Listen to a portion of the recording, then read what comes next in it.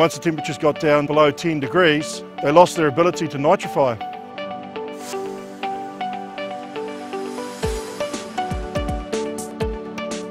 What if we take the same open pond and then we put a floating treatment wetland in it instead?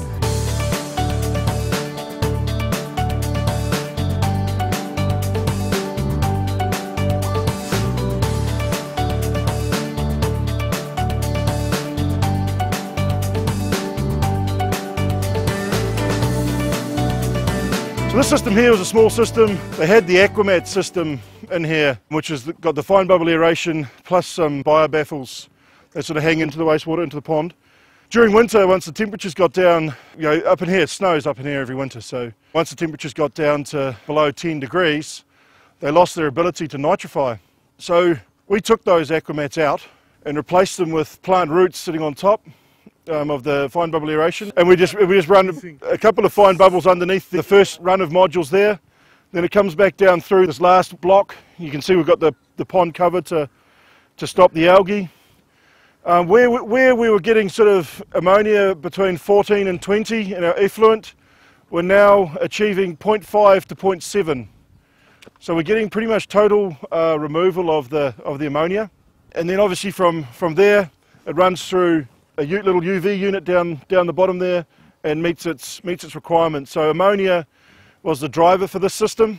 We're right up in the upper catchment at the moment, we're up in the headwaters, so ammonia was one of the key parameters here. Once again, the system is a 2-year-old system. You can see it's probably ready for another harvest before we go into the winter.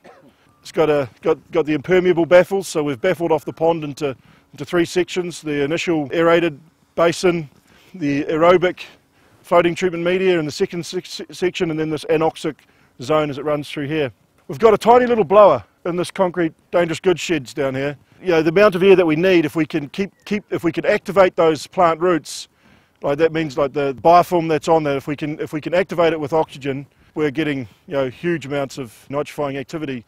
To be perfectly honest, the amount of air that we're providing underneath there, it's not a lot. This pond has got a residence time of about 28 days, so about 30 days. Small pond, small flow. I guess it's a retrofit where the technology they were trying to achieve, they had the idea there, but come winter time, we just lose our nitrifiers.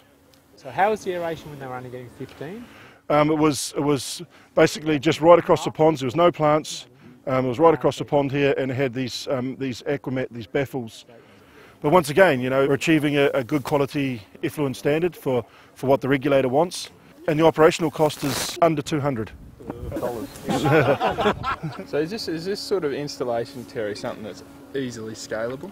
Oh, very much so. Scalable results? Well, we've scaled this up from Chris Tanner's Puketi results. Although we put a buffer in there, we still didn't think that we would achieve what he was achieving. It was 6 times more than we'd been used to.